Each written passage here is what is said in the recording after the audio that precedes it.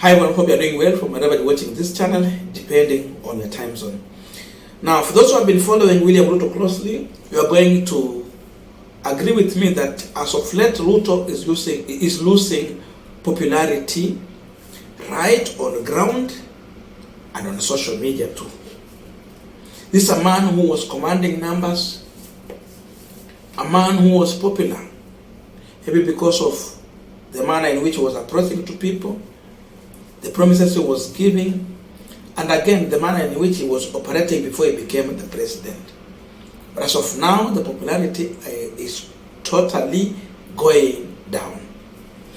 And one of the Facebook users by the name Genesis Mwariama Sinji was trying to do a comparison in one of the latest posts that was shared by William Ruto, and he was trying to compare with the Wahome Thuku post. And in his argument, you will agree with him that indeed Ruto is losing popularity.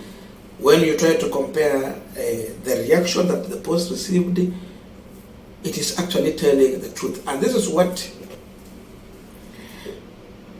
Generally Mwariama Sinji is saying. Peculiar observation. A very popular president with over 2.4 million followers does a post and it attracts less than 400 comments. Wahome Thuku from Nyeri with 200,000 plus does a post and it attracts close to 1,000 comments. Lesson: while the former is a pathological liar who doesn't fear God, the latter is humble and God-fearing. I think we will go to the post he was trying to compare when Ruto was in, was it Nakuru for safari rallies? And you can see in a post that Ruto shared there, the safari rally has contributed a singular spectacular to global motorsport. If you take on that post, it got 327 comments and it has been shared 61 times. He was comparing to something that Wahome Thuku shared. And in Wahome Thuku post, he was asking a simple question. William Ruto post gets 200 comments. What's happening? In fact, that is what Wahome Thuku shared. And he was reacting to that post. And I think what Generally Mwariama was doing is now an analysis on that post of Wahome Thuku in reaction to that other one. And you can see when Wahome Thuku posted this one, it attracted close to 1,000 comments with over 1.9 reaction. 9K reaction. Now you can compare the two and see. Remember, the other person has only 200,000 following. The other one, we are talking about close to 2.4 million following. Huge difference, huge. But then that's the current situation now William Ruto is in. Popularity on social media is going down. The question is, why is Ruto losing popularity? Before we continue with the discussion, just a quick request for those who are watching and you are not subscribed, please consider subscribing. For returning subscribers, Samasha, thank you so much. And again, to all our viewers, please give this video a thumbs up. Thank you so much, and back to this discussion.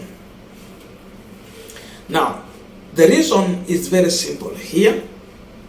First of all, when Ruto was campaigning, he was popular because there are so many ways Ruto was using to gain popularity. Number one, there were close to 100 bloggers who were employed by the William Ruto campaign team, wakiongozwa na Dennis Itumbi. These bloggers, they were set somewhere in an office or a room where everyone was assigned to maybe 10, something close to 10 accounts. 10 different accounts that each blogger was running. That means if Ruto will make a post, you will find the first 100 comments are positive and amazing. And then it will be shared widely. Those are the people who are doing that job. So if you are running 10 different accounts, it means you are going to give 10 comments and you are going to share 10 times. So you multiply that one with 100 people. Then you will know what it means. That's how Ruto was managing the situation. So it means the popularity Ruto had was fake because it was higher popularity, which was actually just a fake one to give him that face that he needed during campaign. And because of that, then he created a perception for himself. Now, after Ruto got to State House, it's like he abandoned those bloggers. And some excellent people said, and we did one video here, that Itumbi was also even threatened because of the popularity those bloggers were also gaining. So to deal with that issue, he decided to suppress them by dismissing them. They were never honored after election. Some are still complaining that they never got a job in this government.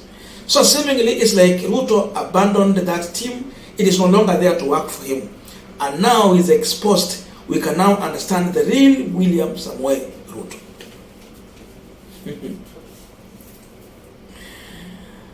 So when you have your bloggers, they give you the face. If you don't have them, you are exposed. That's the reason number one. Number two, we are talking about the kind of promises that Ruto gave during campaign. He promised too much, but he's delivering zero. He's now in the State House and is still promising. There is time for everything, but Ruto has not realized this. He's yet to recognize that it is time to deliver. There was time for promise, and it is time to deliver. For him, he's still living in the times of promises. You can't promise when you are in a position of influence to deliver.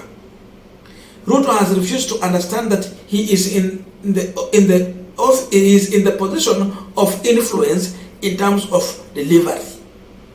He still wants to promise as if he's out, promising that when he gets in, he will deliver. Because of this, people are tired of him. They can't continue to listen to promises. That's why no one is bothered with his post. Kenyans are busy. Number three, Ruto has built rejection by himself. He has done that one successfully by buying members of parliament to vote in favor of an unpopular bill that he presented in the National Assembly, which is meant to slaughter Kenyans' life. 16% VAT, starting from fuel, going to other commodities. So Kenyans are aware that after 1 month, watakuwa kwa kichinjio. Kila mtu, huku uko na kazi, huku uko hauna kazi. Ruto ametoa makucha, akaonyesha Wakenya. Sasa hiyo makucha iko tayari kuwara. Ako tayari kuramba Wakenya. Because of this, there's rejection being built up against William Ruto. Hata kwa habari, hakuna mtu anataka kusikiza Ruto akiongea. When Ruto starts speaking, people will switch to other, maybe news, to listen to other things. You rather listen, watch comedy. You rather listen to other things, but not William Ruto. That's what is happening. Sasa hii tu ya Facebook, ukienda kwa radio, it's the same thing. Ukienda kwa TV, it's the same thing. You go on the street, it's the same thing. Even when Ruto called for, when he's passing and he just stopped by and they want to address people, he's not gaining visibility and popularity in those rallies. No one is standing out to listen to William Ruto. Like during campaign, you see people lining up, clapping for William Ruto. They want to listen to him. Number three or number four, Ruto was using handouts. When he got to a place, he gave money. Mama mboga milioni 2, boda boda milioni 3. Saizi apeani. So he was buying popularity. Today, he is not buying. And because he's not buying, He's now collecting. Remember, he's collecting what he was giving to you during campaign in form of handouts. He's now collecting back. And because he's collecting back, people are learning that they are on their own. So they are running away from Ruto. Because of all this, that's why Ruto is unpopular. A man of empty promises. Now he's a liar. He's frustrating Kenyans. He's delivering nothing. The bloggers are not working for him. Now he's an exposed person. And that's how William Ruto is going to go down before he finishes his 5 years in the State House. Just imagine, 2027 will come, Ruto atakuwa namna gani? Kama saizi wa Kenya wanamkataa mapema tu hivi.